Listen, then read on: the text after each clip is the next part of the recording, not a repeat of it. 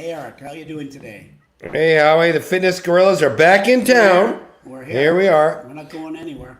We have another big man Big man today. that, I don't know. We told him we are going to pay him like the others, and no one's gotten anything. So by now, I mean, he may be our last, right? Because it's Yeah, if they catching tell up each on other us. for sure, we're not going to Yeah, have and they know each other. I mean, he just told me he was on the phone with Mark Mastro for 4 hours every day, which means they're talking that they didn't get paid. Anyway, so who is it? Yeah, who is it? I forget now. All right, I got to read his bio because it's extensive, and his name is Adam Sedlack. He's the current big boss. He's the president of UFC gyms worldwide. I'm going to ask him how many countries they're in now. I think a few dozen countries all over the strangest places. I mean, I've heard. I don't want to say which ones I think are strange, but he'll tell you where they are. So let me read his bio, and it's worth it because you can see how far he's into the fitness industry, not just currently. I mean, he was a superstar without many other companies. So he's had almost 25 years of experience in the industry. He started working for Family Fitness in 1994, Ray Wilson. He's 94. He's still around, and he's super strong. 24-Hour Fitness, which bought Family Fitness. And at 24-Hour Fitness, Adam held positions. He started off, which is such a great story. He started off at front desk, sales, assistant manager, general manager, district manager, regional manager, divisional sales, vice president, and divisional president. So when he talks, he's done it all. And that's for sure. what we pride ourselves on. I mean, yes, Howie's still washing out whirlpools, but I've moved up a bit. During his 14 years at You're still cleaning the lockers. locker. You're not doing that good a job. During his 14 years at 24-Hour Fitness, he worked in almost every major market in the U.S., including San Diego, Orange County, Bakersfield, Inland Empire, Portland, Kansas City, St. Louis, Florida, Tennessee, Nebraska, Missouri, and Dallas. He won so many awards for his performance at 24-Hour, including his club, region, district, and he was recognized as the top salesperson in the entire company. Adam left 24-Hour in 2008. He joined New Evolution Ventures as the president in charge of UFC Gym. Under Adam's leadership, UFC Gym has quickly grown from a startup to the 14th largest fitness business in the U.S., with operations in California, Hawaii, and New York. Internationally, UFC Gym has expanded, here it is, into 28 countries with 54 gyms in development, over 148 million in annual sales, and significant near-term growth prospects under both an own model and a franchise model. And Adam lives here in California with his wife and 4 children. I've known Adam for a long time, and he's the type of person that you can count on. He works endlessly, tirelessly. And when you go to look for somebody with an important position like president, CEO, whatever words you want to use, when you look at what he's done, so no one can come up and say, hey, it's not working, it's got to be this way. Adam has done it already. So Adam looks him in the eye and says, no, I've done it already, and this is where we're going. And that's such a huge benefit to the owner, the chairman, whoever is above that position, because finding someone like Adam, diamond in the rough, you're not going to find it. So let's bring Adam on. Let's hear all the good stuff and the bad stuff and everything else he's got to say. A big warm welcome for Adam Sedlack, please. Welcome, Adam. Eric, Howie, how are you? Hi, Adam. Thank you for the incredible words. And I was literally at my mailbox this morning looking for the check. It's coming. No. I'll check it when I come home. No, we sent it by e-transfer. Okay, e-transfer. Okay, Maybe we had the wrong one. Listen, it was very nice, that welcoming and that greeting, and I appreciate that. And Eric, we go back a long time, and as I came into this industry, I was able to look up at you to see all the success that you've had, and quickly understood that you were able to do that through the people that you were able to hire and train and educate and give opportunities to. And so in so many ways, you provided some good illustration and examples of how a lot of us can progress inside the fitness space. And especially what not to do. Right? Yeah. That's my specialty. Yeah.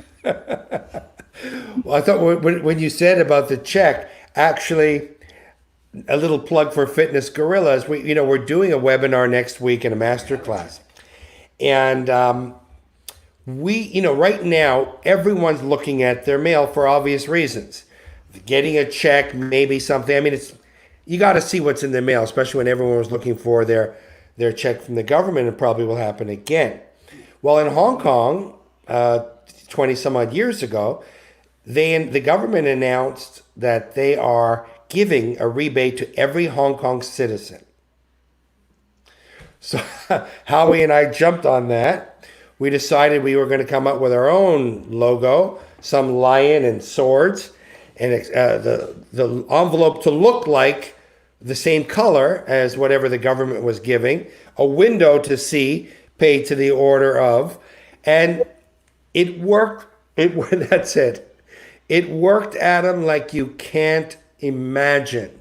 We took in 8 figures in about 2 months. And so in our master class, we're going to do it again with our people and show them how to make it work now. But maybe we'll send you one of those instead of the money. 488 Hong Kong, 1,088 Hong Kong dollars. I'm sure that's more than we owe you. It's good. Well, creative. Yeah, very. That thing's worked all over the world since I used it the first time when you just started at the front desk in 1994. Yeah, that's when I started using it. And I'm sure the same person opens it over and over and over again as well, so it can be reused many times. You can't imagine how many people came into the club expecting us to give them that money. That was the downside. Yeah, I like the money. I like it. Yeah, where's my money? I'm writing that down right now. Write it down. Write it down. So, Adam, let's talk about UFC.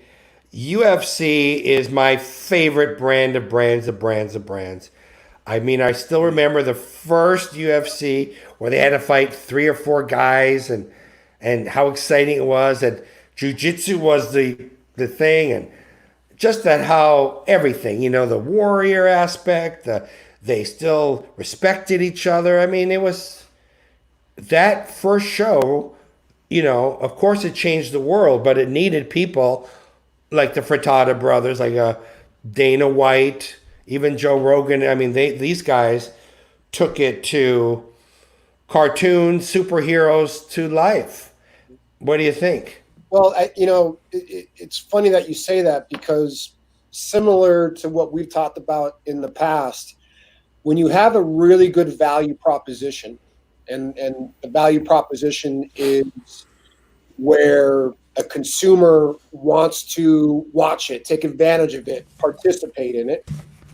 And then the challenge can often be, do you have the right distribution channels? And so what UFC did was they had authenticity, right? They said, let's find the baddest person in the world. Let's find the toughest person in the world. And is it a person that strikes, or is it a person on the floor that does jiu-jitsu or wrestling? And of course, they found out through Gracie that at that point, jiu-jitsu reigned. But the challenge that the UFC had at that point was the distribution channel, right? Because back at UFC 1, UFC 2, and so forth, in the early days, they had trouble getting approvals and sanctioned to be able to host events. And so but what held true was the sport. Let's face it, no matter where you are in the world, if you're walking down a street and you see somebody fighting, you're going to stop and watch that fight. There's something about it that is in our DNA that makes us want to watch it, right? Yeah. And really, in my opinion, guys, is that fighting is the first ever sport in the history of mankind, and every sport going forward is from a fight. If you think about football, it's really just men fighting over a ball, right? And you could translate that into any sport. And so I think the UFC has done such an incredible job at being able to make this incredible brand through the fight aspect, but now they've taken it to a whole new level because they have the best athletes in the world, and as importantly, they have the best distribution channels in the world to allow it to really grow to the global potential that it has. Here's an interesting question. So, based upon what you just said, the first few telecasts, no one was going to take them. It was too violent, too brutal, broke some laws. And then, things progressed to where it is now. I wonder, imagine the Furtada brothers, Dana White, trying to get it started today. I don't think they'd be able to get it started today with how the world is at the moment. Maybe not, That's how far circle it's been. There'd be complications, and certainly what makes any brand great over a period of time is the ups and downs of not only the things that we don't control from a society perspective, but also internally as an organization. Think how many times, Eric, when we've been in the trenches in gyms, just starting off at front desk or managers, that we've learned through trial and error how to perfect the business. And so, I think you're right. I think it would be a very interesting view of how the UFC would start if it were to start today. Right. The world has changed. So so just to go back a little bit, Howie and I were really the first licensees of Gold's Gym. Gold's Gym was the mecca of bodybuilding, Venice Beach, California. I actually moved the weights and everything from their old location to their new location for 1 free month. That's what they gave me. And it was the toughest place on earth. I mean, both you guys were there in Venice? Yeah. Well, it was Santa Monica when we were there. Santa Monica was the first, and I moved it to Venice for a free month. And, the women in there were tougher than the men, right? It was 98, 99 men. And that 1% of women were, as I mentioned, could take the Barbarian brothers like that. Yeah, they were there all the time. We go and we buy the license for Toronto, Canada. And it's that muscle man cartoon logo. Gold's Gym for men. Yeah, for Gold's Gym. Gold's Gym. Now, we go to Toronto at that time, Monday, Wednesday, Friday, the women worked out in the Victanis, and Tuesday, Thursday, Saturday, the men worked out the same. They never worked out together. So we take this rough, tough cartoon brand. Now we put it in Toronto, where most women aren't working out anyway, and we are faced with, in my opinion, because I had this talk, I believe, with you, and I had this talk with Mark at the very beginning when when NEV was looking to do this. And I said, number one, you're going to have to make it female friendly, family friendly, unintimidating. That's the first hurdle. Can you talk to us about that, Adam? Well, Eric, you hit it on the head, is that gyms in general, first of all, because of where they've come from in the DNA, they naturally speak to men first. And I think what's happened over the last couple decades through female empowerment, which we're all proud of, females are in a lot of gyms are now becoming the majority of the consumers. But what you always have to do is, from a marketing perspective, is figure out, how do you make sure that you provide a level of comfort to females and really by extension kids, because moms and women want to feel comfortable in the environment that they're coming into, and they also want to feel if they're going to bring their kids to that facility that they have an equal comfort level. And so when you look at how UFC Gym started, we knew, to your point, that we were going to be able to speak to men because by extension of, at that point, the UFC fan demographic was a much higher percentage male compared to female. And when the Ronda Rousey effect happened, I think in around 2012, 2013, it was interesting to see how far the UFC elevated in regards to female participation and viewership. But what we had to do was get very creative as we started UFC Gym in 2009 up in Northern California in Concord. Shout out to Concord. But as we did that, we knew that if we didn't have the right assets, and we didn't have the right messaging, and we didn't have the right ability to connect family experience with the DNA of UFC gym fitness experience, we would have trouble with our membership ratios between male, female, and youth. And so we did that. We changed the way that we looked at our assets. We changed our distribution strategy as well, which I think is important that a lot of people don't think about as they're creating marketing plans. What do you mean by that, Adam? Explain that, Explain please. that to us. Sure. It's very easy to have to go out and take pictures and assets of females and take video of females, but let's think about distribution channels of where do females go to.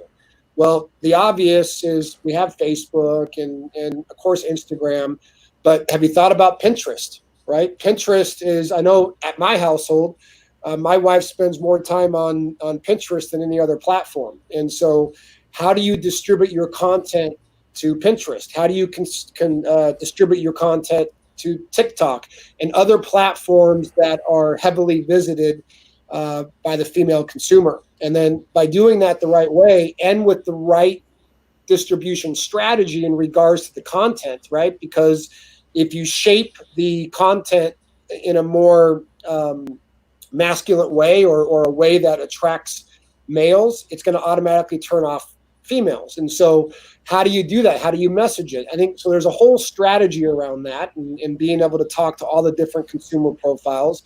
And we at UFC Gym had to go, well over what would be the norm because of the natural attraction with the name UFC Gym. But, you might be interested to know that we're close to 50-50. So yeah, I was going to ask you our mix right now is basically 50% men, 50% female. Because listen, nowadays women want to kick a little ass. They're looking for a position or a place that they can go train in a way that is unique and part of a community. And what we've learned is they also want to have their kids and they want to have their entire family train together, which is why we've created more of a family community environment. That's a huge accomplishment. I mean, Howie and I, we were lucky. We changed the You name. refused to put up the boxing. Everyone said, "Where's the boxing bag?" No. Yeah, we didn't do we changed the name to Gold's Fitness Centers for women and men, and we went. We ended up having more women than men, which was one of the reasons why we were successful then. But 50-50. What percent bring in children? So about 5 to 7% of our mix is the youth members. So if you have a club that has 10,000 members, it's a relatively small mix, but it's more than just that actual data of having those members, those youth members in the facility. It's the optics of comfortability, right? It's the optics of a lady walking in and seeing a class of 25 kids training in an octagon, which is kind of interesting.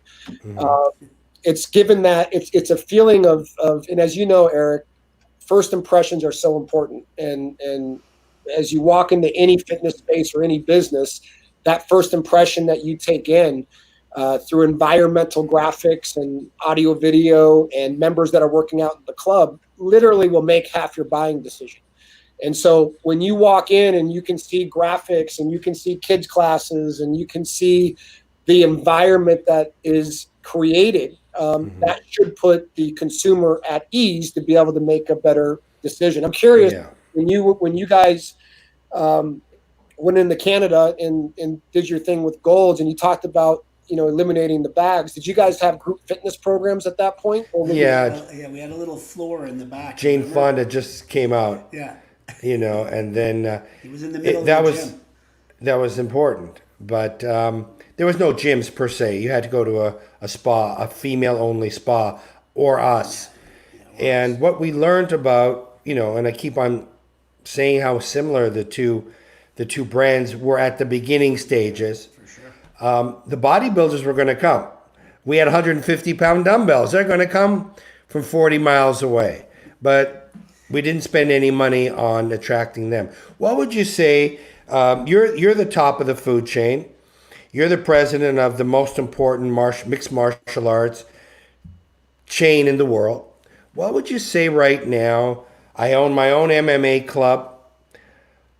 Barely breaking even, sometimes making money, sometimes not. You know, it's my life. I'm a black belt and my wife's a black belt and my kids are going to take over when I'm done.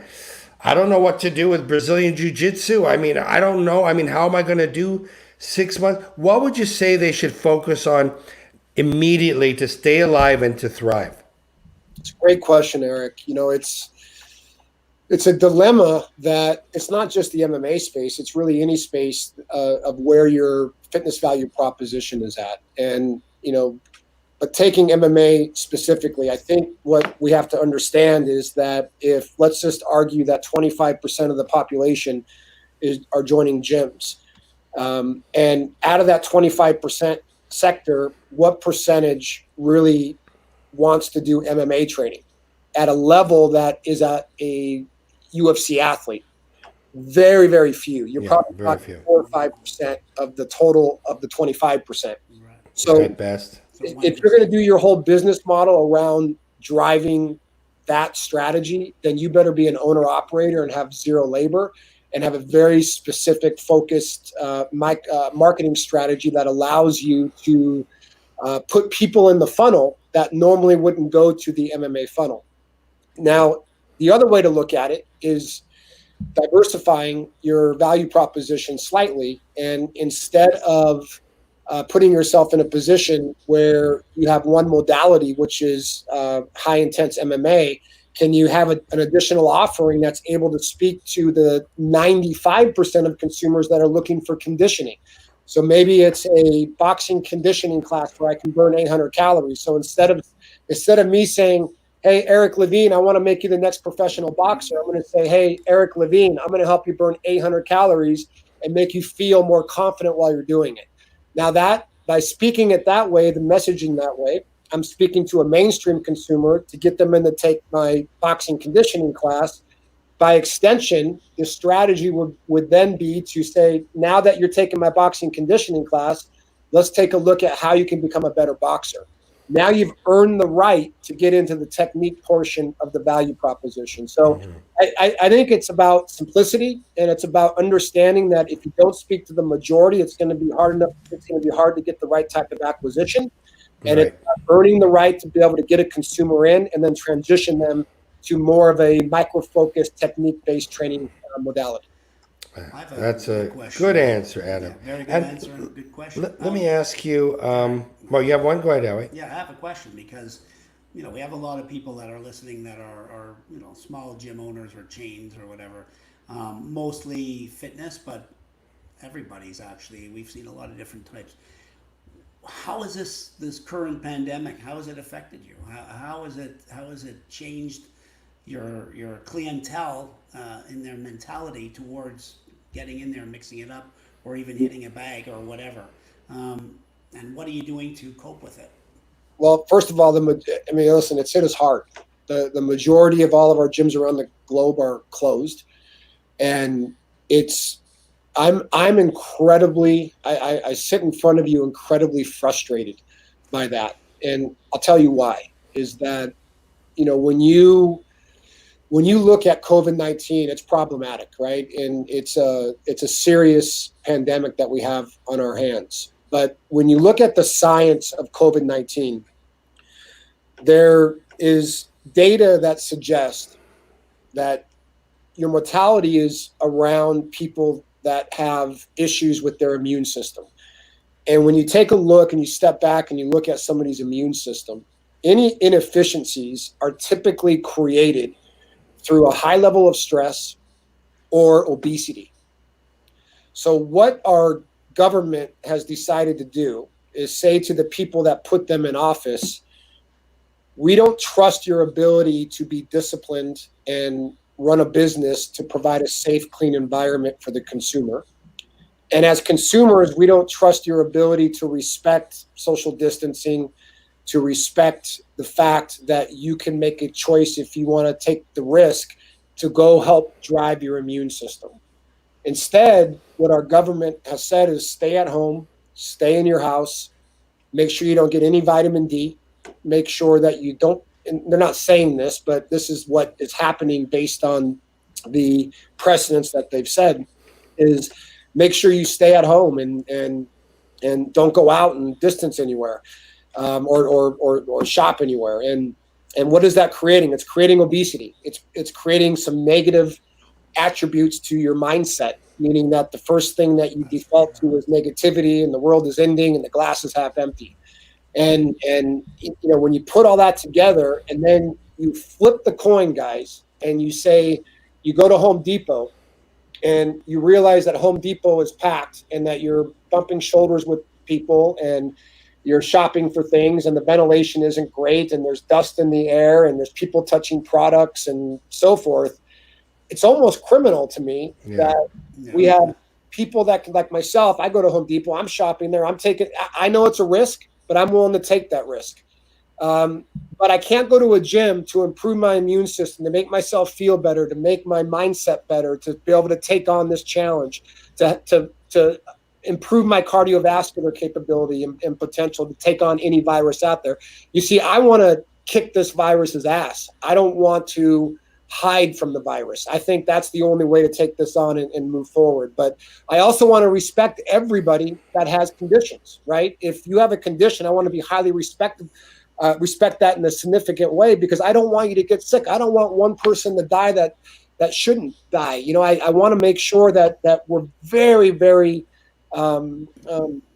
highly respectful to all those individuals that need to be in a position where they can't afford to get this virus. But the people that can take on this virus, I think we need to provide this opportunity for people to do that. And I feel like we're being handcuffed by the government and by extension, our franchisees and our global partners, and for that matter, the rest of the industry that's so incredible, trying to go out there and give people an opportunity to not only take out their daily stresses and challenges they have in life, but again, improve their immune system. Well, for your information, every single guest we've had on, probably 15 different guests, have all had the exact same take on this. Everybody. And the response is phenomenal new member sales. Attendance, I've heard. Ones that are open. Thanks for clarifying that. Well, So we're very technical. So for the clubs that are open, the response has been phenomenal for new member sales. We had Tony Damon on a couple days ago, and he says it's better than January. So there's a whole tsunami ready to come once we do open, and there's ways to promote and get all the money back that we've lost, and we go through them. But we all feel the same way as you do. But let me ask you specifically about the UFC, because you have big boxes. I was at the Concord Club at Torrance that are 45,000 square feet, which social distancing, you can figure that out. But what about the little clubs? Well, you have a lot of smaller franchises that, they're tight. What do we do? Well, like all fitness concepts out there, right? I think the industry's done a great job coming together and sharing best practices between companies, right? We're incredibly aligned. The people that you think are competitors, we realize that we're one big family at the end of the day, helping the world become fit.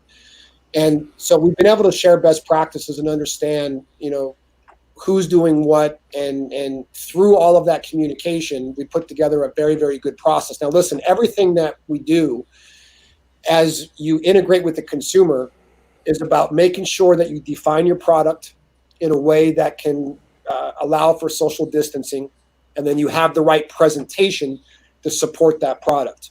So in our manuals, in our graphics, in our social messaging, everything we're doing right now is laying the groundwork for all of that. So you can go into, we have a handful of clubs that are open on the East Coast, and Eric, to echo your point, those clubs are doubling their typical numbers, right? Which is why I know fitness is so good to combat COVID-19. But inside those clubs, you'll find the right signage, and you'll find that people have to schedule for classes so we can make sure that we keep the right attendance levels. You'll find that we've doubled our efforts on cleanliness, and you'll find that we're taking temperatures at the front door.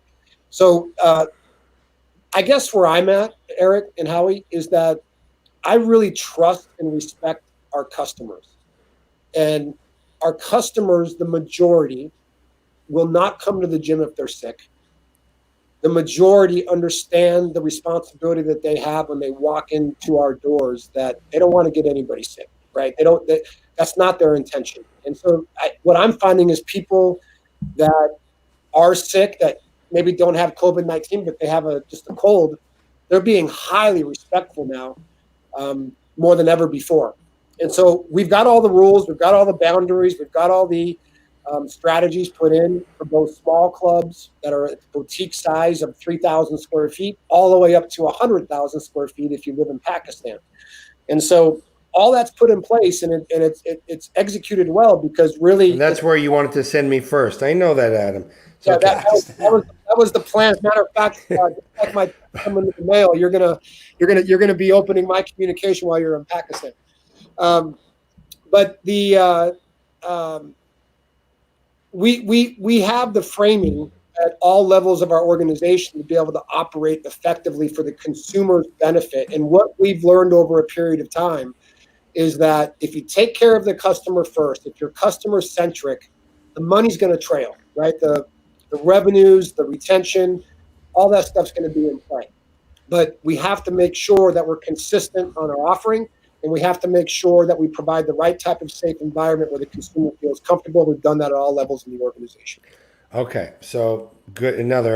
I mean, your answers, if I punched that question into a computer and I asked for the best answer possible, your answers would be there, that level. But let me push back a bit. Okay, you talked about the 3,000 square foot clubs. They do their classes. They have to do some sort of retooling in their numbers. I mean, at the beginning, yes, you're going to have new member sales. That's going to be great. But can they really reduce their attendance by 30, 40, 50%? Well, first of all, the data is showing right now that 80% of the customers are coming back. So we're not going that low, right? Number two. No, I mean having to self-distance due to legal requirements. Not membership, but having to, we've heard some stories from, I don't want to mention the name, he bought it in an hour here, go home for an hour. I mean, I've heard a lot of different cockamamie stuff, but I'm saying that, okay, you have a 3,000 square foot club. Normally you put in, I'm just using a number, 30 people in this BBG, whatever class you have. And now you got to only have 10. Yeah, so it becomes really business science at that point, right? And Eric, one of the things I know about you is you're a master P&L operator, and you understand the importance of every bucket. And so there's a lot of conversation points that have to happen that have already happened. So at UFC Gym, we had literally weekly calls with all of our franchise partners of things to consider and things to think about. Now, as a franchisor, we can't tell the operator what they have to do. We have to provide recommendations. So it started with the landlord, right? And making sure that the right type of landlord negotiations are in play, so their fixed expense is decreased. And in some cases, in a lot of cases, there's a renegotiation from a fixed rent to a percentage rent, which gives and this goes for everybody out there that's listening today. Listen exactly to what Adam is saying, step by step, that you have to take care of your own business, exactly like Adam is portraying. Sorry to interrupt. That's okay, thanks, Eric. So when you look at your fixed rent, the ability to reduce that to the best of your ability, we know 2020 is going to be a different set of rules compared to 2021 and 2019. So you have to act accordingly. And most landlords, in the spirit of wanting everybody to thrive and be successful, are going to be somewhat flexible to that request.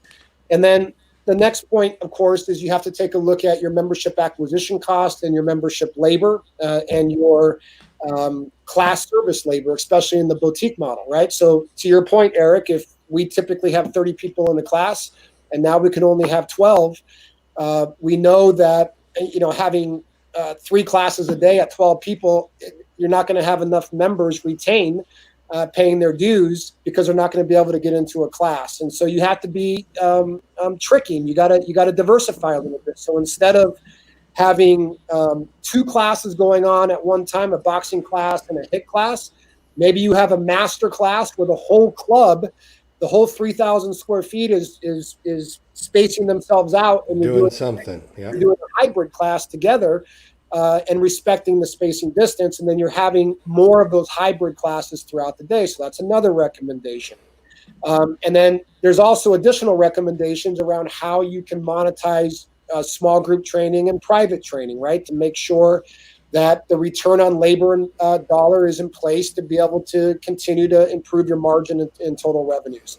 And then you really got to take a look at if you argue that you have the right membership count and it's just about servicing the consumer, and you think about how to mold your classes correctly, you leverage technology to make sure that you can micro schedule everybody, meaning that you're non-negotiable. If you're going to take a class, you have to schedule it on the app.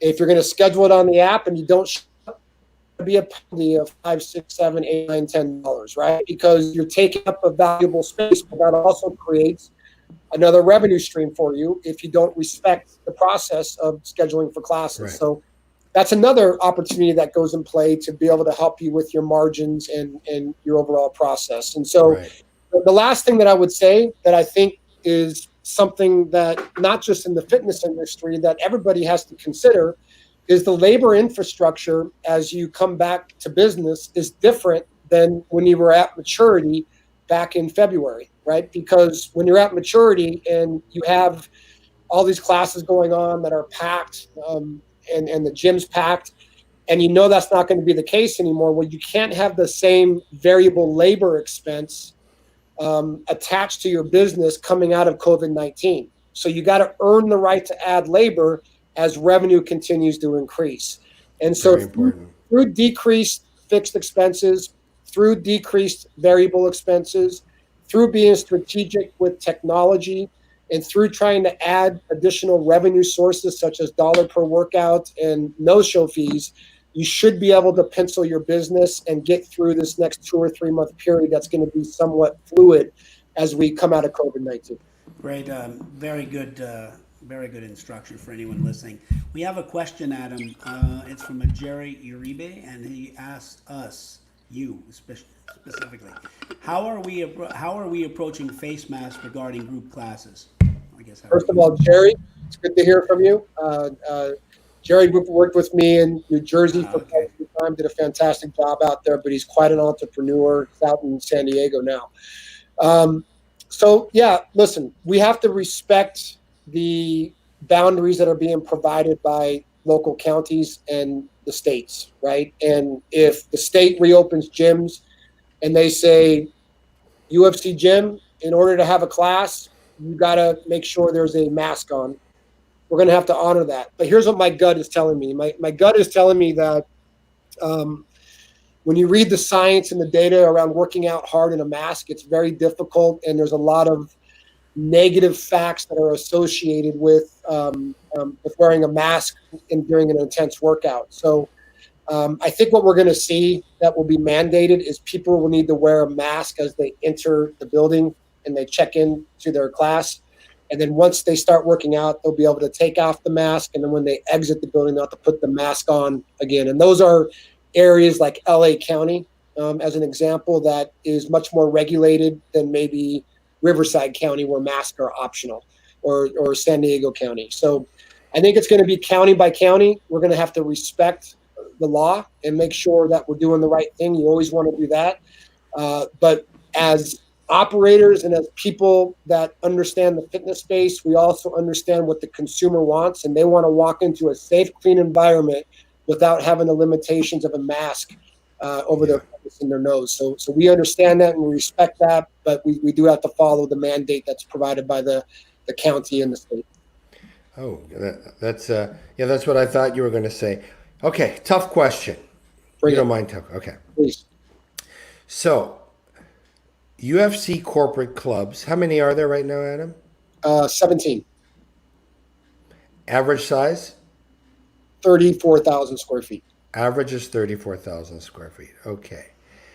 And I don't want to ask you about retention numbers. It's not fair. But 34,000 square feet, 17 corporate clubs, they work. That size definitely works. Two-part question. Now that you've had quite a bit of experience through franchising and all the different sizes, I remember when we bought out the boxing clubs, they were very, very tiny. Yeah. What is the ideal size for a UFC franchise to get into? What's the sweet spot? Well, it's a great question, and I'm going to give you two answers. Okay, and it's because it's the appetite of the investor. But there's two different specific models that you have to be considerate of, right? So when you think about a signature club, it really has everything for everybody. And so you can take up to 600 classes a month. You can just do free weights. You can just do cardio. You can get cryotherapy, and you can have a sandwich in the cafe. So it's got everything for everybody. It's fantastic. Some of those clubs have up to 10,000 members, and they do great. When you look at the smaller club, it's about defining your value proposition, which is really got to be based on conditioning classes.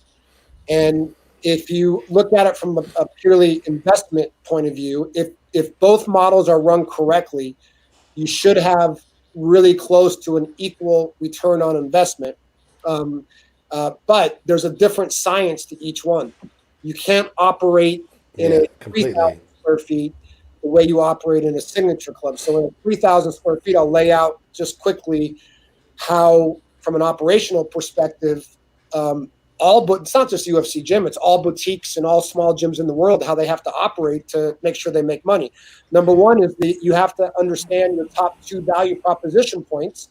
And let's argue for UFC gym, it's boxing class and HIIT class.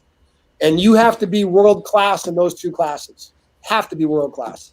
If you're not, a consumer is not going to spend the needed required money dollars per member to be able to make sure that you make the right type of compensation. So your value proposition has to be up on point in those facilities. And if you try to stand for everything in those gyms, it's going to be difficult. And what we've learned through the value proposition is it's got to be somewhat specific. And so if you try to have 10 classes in a small gym, the labor is too high, and you're not going to be world class having a diversified catalog of classes like that. But if you have 2 or 3 and you're world class at those classes, now you stand for something inside the market. So that's number one. Number two is understanding, like we talked about earlier, you have to know how to speak to the majority of the population and not the minority of the population. So often than not, what I see franchisees in and outside of this concept do is they decide that they want to reduce marketing spend before they reduce other things. And that is shooting yourself in the foot, and it's self-inflicted because your ability to attract new customer acquisition goes away unless you have a robust program. So I think that's incredibly important.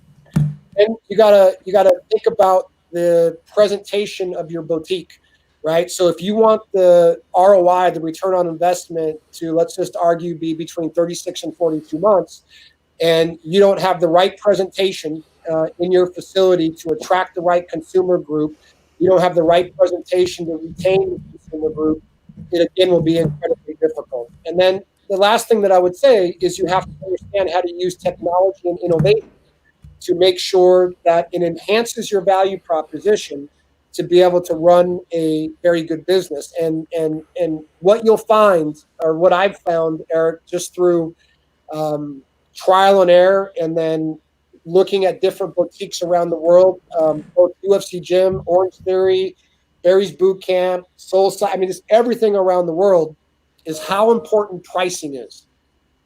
If in a 40,000 square foot gym, you're going after volume, right? Meaning you're going after 7, 8, 9, 10,000 members. In a boutique gym, you will not get 10,000 members. You cannot charge from a price point perspective. You got to be at $100 per month per consumer to be able to have the right return on investment. In a big gym, it's not as required because a lot of people aren't looking for the same value proposition. So again, to answer your question, which is a great question, I think they're both great opportunities, and I think that it's actually from a simplicity perspective, you can go after more volume on the big clubs. From a modality perspective, in regards to being an owner operator, the small gyms are incredibly opportunistic, providing you have the right presentation, you have the right people, and you have the right process to effectively operate your facility. So okay, you yourself, you have a choice. Money isn't the object. You want to get the proper ROI. You going big or small? If it asks in an additional context, am I operating it myself, or am You I own having? it. You own it, and you own it. Up to you if you're operating it or not. Yeah. You own this. This is your baby. So first of all, I would call somebody incredible like you, and I would say, Eric, can I borrow some money because I want to own both. So that'd be my first objective. But You're good, Adam. You're very, very good. Man, but are you good. but listen, I literally I can make an argument for both.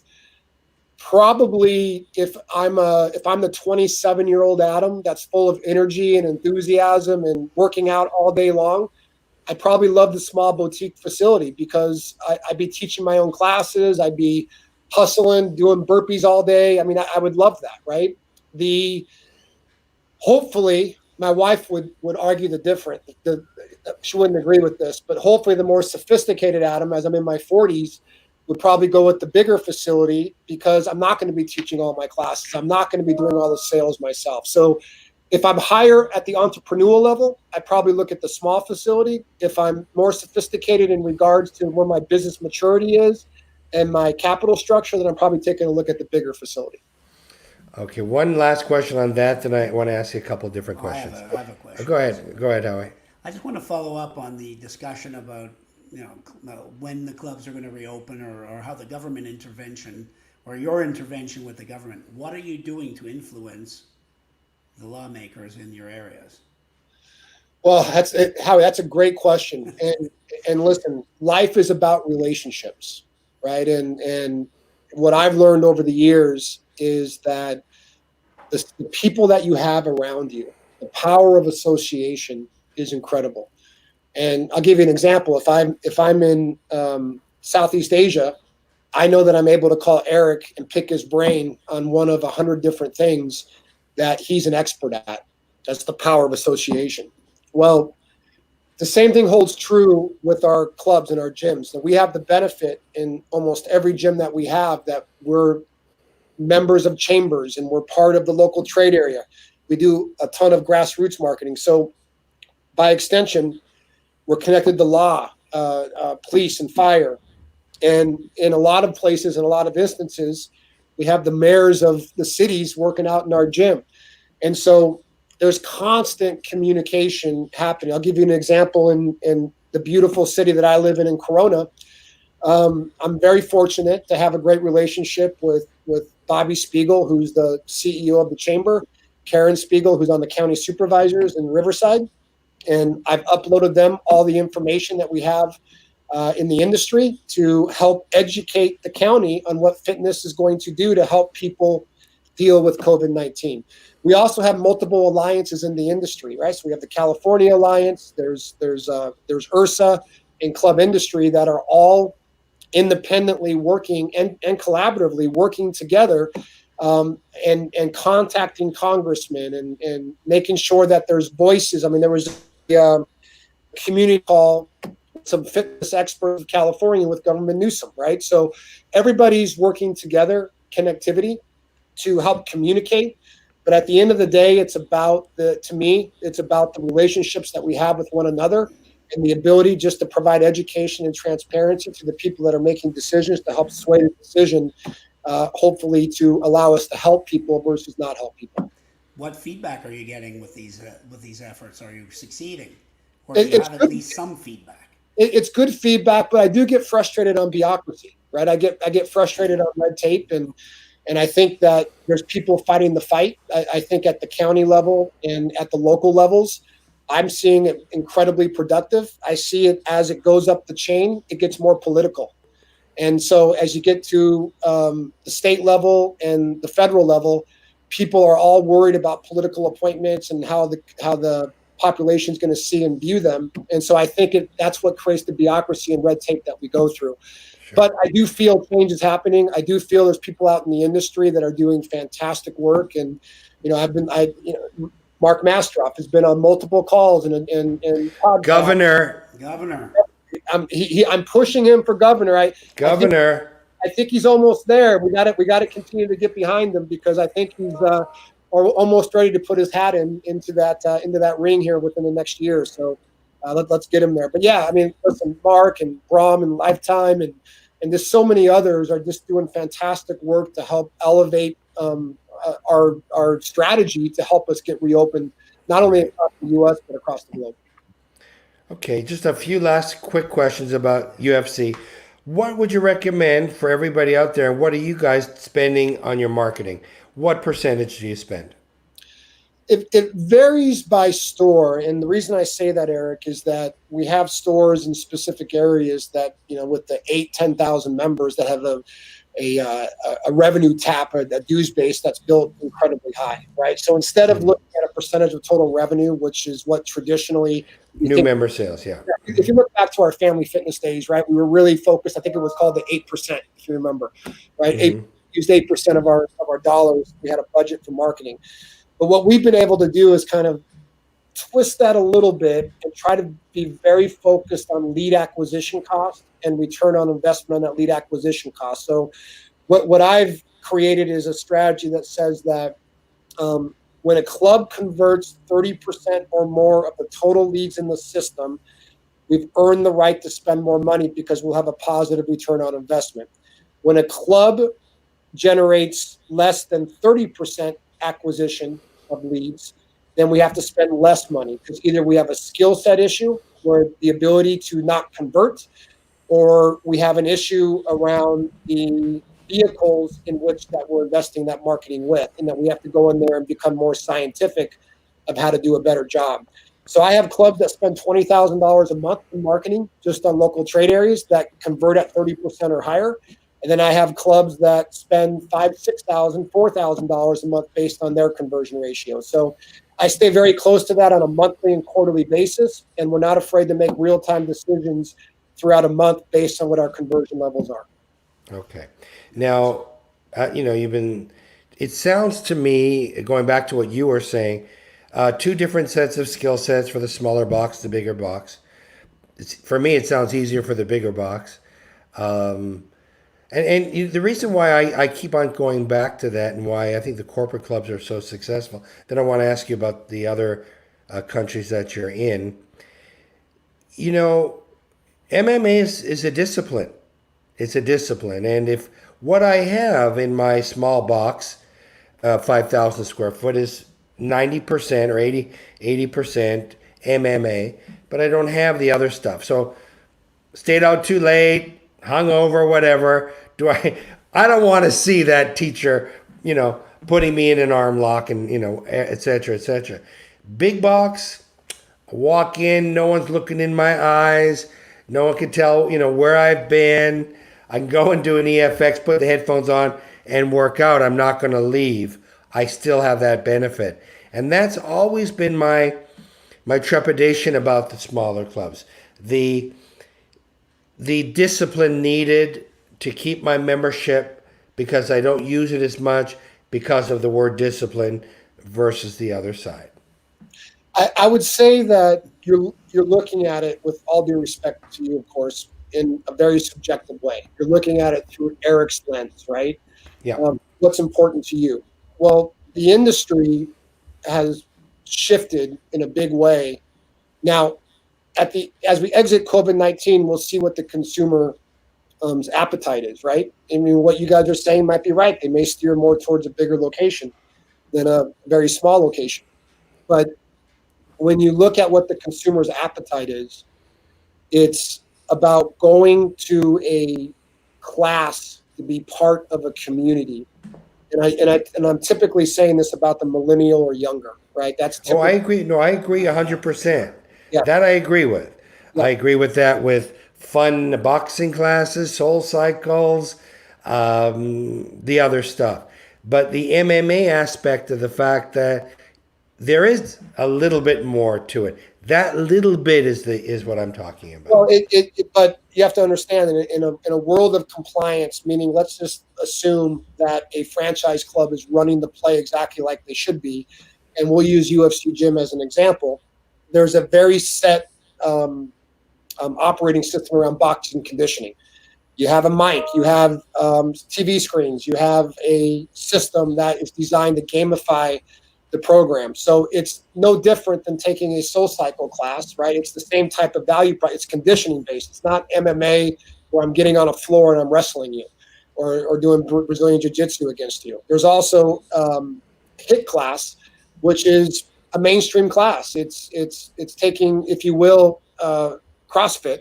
It's taking a more safe version of CrossFit and putting it into a class, and that's the same exact effect that you're going to find at a Barry's boot camp, right? So I think that movement that you made is a very important movement. Adding the HIT classes and making many more friendly type of classes, that was paramount to your success for sure.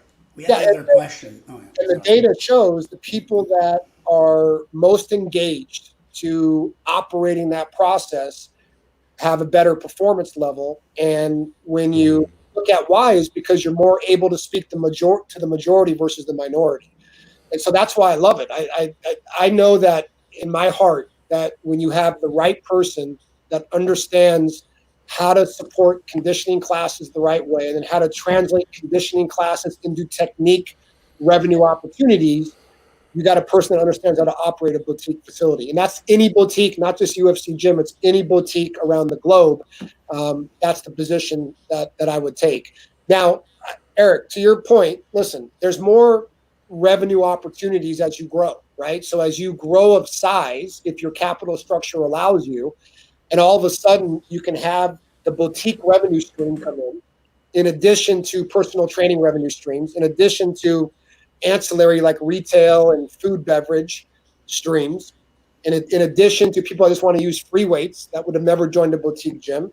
Of course, you're going to have different channels to be able to maximize that return on investment for the consumer. But the majority of boutiques, what are they? They're entrepreneurial based, and they're people that want to be owner operators of gyms. They're not people that want to come in and buy 30 small boutique gyms. They're really engaged into their facilities, and they're making sure that their value proposition is on point. And that's one of the big differences. We have another question, Eric, for Adam from Jerry again. How are we looking at GM comp plans? Jerry's throwing me the tough curveball. Yeah, Jerry, come on, Jerry. Yeah. So, listen, GMs are so important.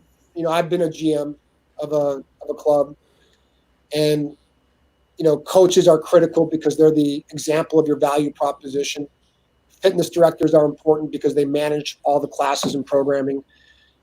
General manager oversees all that, and they really are the voice of your brand, of your store. They're the ones that are speaking to your trade area and your market, and they're also the ones that are helping your customers that are frustrated or concerned about the value proposition. So we have to make sure that the compensation is fair and incredibly competitive for that type of role. And in this industry, that's one thing that's always, I think, been better than most is how GMs are compensated and paid. And I'm proud to say, you know, in our corporate-owned stores, we continue to live by that model. And we make sure that the GMs have the opportunity to be able to drive their compensation. But Jerry, you know, I would say that you're in a point now where you have to look at in a comp plan what percentage of it is fixed versus variable. And you got to make sure that you're with a reduced labor force, especially coming out of post-COVID-19. All of us have to wear more hats than we wore before COVID-19, right? So, you know, from marketing to operations to cleaning clubs to we're all now janitors, and so we have to wear all these different hats and for the most part have similar compensation. All right, maybe one or two last questions. This has been a great interview, Adam. All right, so we know that all franchises have very specific ways to run their clubs. Here, you could check on it. There's ways of checking on it. You're now in 28 countries. How can you possibly do that and keep the quality control, the brand on point, the excitement of the brand, the unique, everything I'm talking about? How can you ensure that? You mentioned, and I don't want to say a specific country, you mentioned Pakistan. I know they're huge in bodybuilding. I know they're very athletic. How can you, I'm saying that for the distance wise, how would you be able to ensure that they're giving their customers a UFC experience? Well, I go to the airport and buy a first class ticket for Eric Levine. And Yeah, I know. so beyond that, though, it's a great question, and I think every franchise system in the world deals with that same complex issue, right? And here's my perspective, and it's easier said than done. First of all, you got to look at the process of how you have things set up. And so, as an example, we have a system called Fran Connect that allows us to have a similar process for every engaged franchisee, domestic and international. So inside Fran Connect, there's triggers that allow you to make sure that the right things are being done in regards to compliance from the franchisee. Now the variable becomes how much discipline are you going to have on that, and how negotiable are you going to be in regards to the Fran Connect process. So that's a different discussion. The second point is you can't be perfect at everything, right? So if I look at a signature club that has 600 classes and 10 different modalities and all those variables, there's no way I can expect perfection and be 100% compliant. But what I can expect perfection on is employee presentation, consistent pricing, making sure that our most important modalities and classes like daily ultimate training, boxing conditioning, kickboxing conditioning are held in very high regard and are protected in regards to that value proposition to make sure they're all being run the right way. I can make sure that my coaches are all UFC gym certified, right? So through process and through the technology that we have, we're able to do that. And then the question is, how much do you layer on compliance, and then what kind of patience level do you have for people that aren't as engaged as you like them to be? And that's the problem that every franchisor has to deal with, right? Because there's always going to be franchisees that want to do their own thing, but what happens is that could potentially compromise the ability for other franchisees to perform. Sure. And so, yeah, I mean, it's you got to have a little bit of non-negotiable tactics and strategies to make sure that the franchisees are as consistent as they possibly can be about the brand position. And then the last variable is you always have to inspect what you expect. So we know that if the entire team sits here in this Newport Beach office and we don't go into the field and inspect what we're expecting, more than likely things are going to slip. And we have to make sure that we're consistent in regards to that inspection process. Wow. Well, Adam, you've done an incredible job. Not an easy job. You did not have an easy job. You didn't have an experienced big team around you. You had Mark. That's phenomenal. Okay, one of a kind.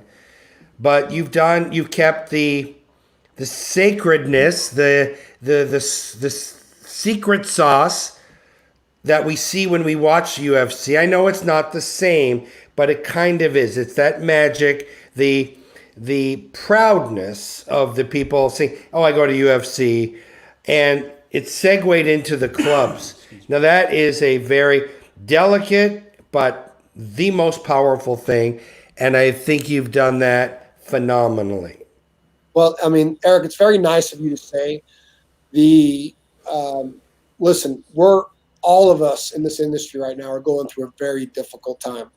And, I was with 24 Hour Fitness for 17 years, and it's always going to be part of me, right? Because that's how I grew up in the industry. And so they're going through a challenging time, and I feel for them. I have love for that company still, and I don't like that they're going through a difficult time, but they're going to come out probably in a very strong way, because through, the proposed, or what you're hearing is Chapter 11 and so forth. If they go through that process and they get rid of, some of the clubs that are hurting them and that are in positions where they're challenged, they'll probably come out great. And I think almost any fitness company around the globe is facing the same circumstance in regards to rent liability and different exposures by being shut down. And we all have to pull together. And it's not, I don't think it's Adam. I appreciate you saying that, hey, you've done a good job, but it's not me. It's about the team, it's the community, it's Mark, it's people like you that care. It's passionate people that come together that help make this industry strong, and we're just a piece of it. And I love the brand, of course. I think there's some special things that in our clubs that you can't get anywhere else. If you stand in the middle of one of our gyms at 6 p.m., there's no experience on planet Earth like that.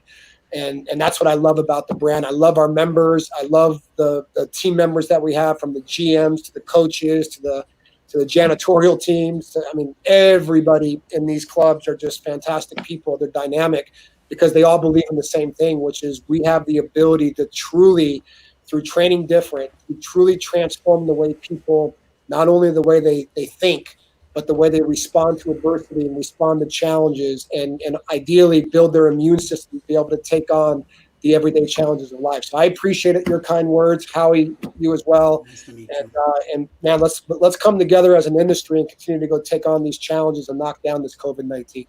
Well, great luck to you. Great luck. We speak almost every week. I know you never call me back, but at least I call you. And I know you're very busy, as you should be. And thank you so much for being part of the Fitness Guerrillas. We only ask Fitness Guerrillas to come on the show.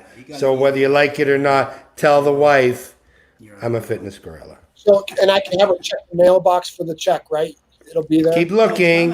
Keep looking. Keep looking. Keep looking. Thank you, Adam. Thanks, Adam. Thank you. Great show. Bye-bye. Thanks a lot. Bye-bye. Well, that guy's got a big job. Got a huge job, and he's not overstaffed. He does a lot himself. I know he's tireless. He has the answers to his brand. And, we talked to David King a while ago about private equity. Tony Damon talked about it as well. It's, you really have to know your stuff. You really have to know your stuff. And Adam knows his stuff. Your head person should be able to answer like he answered to me, Howie, or you, as the owner of your company. You have to be able to answer those questions as eloquently and as professional and as knowledgeable as Adam did. Same lingo also, You have to Yeah. look up what you have to know. Otherwise, there's a big hole. If there's a hole with you at the top, you ain't going to make it. So Adam gave us a lot of good tips of what he's doing. Knowing that there's going to be less income in some of the areas, mitigating it with landlords, with fixed expenses, less people doing more types of jobs, and Different classes and different. roadmap. Yeah. So we'll see you on Friday. On Friday at 1 o'clock, We a have a good friend of mine, a legend, and I have a very funny story of how I first met him in the locker room of Gold's Gym. Mr. Olympia, Samir Banut, is going to come on, and we're going to ask him all the real stuff. Please send us your questions, because we're going to ask him. So if you've ever wanted to speak to someone who, when he flexes his back, he can fly away. He's middle-aged, and he looks like he did when he competed. You want to ask him on our show, because we're going to read them to him, and he's going to have to answer them. So here's your chance, okay?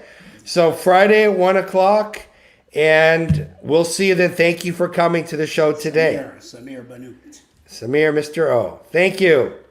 Bye. Bye-bye. Bye.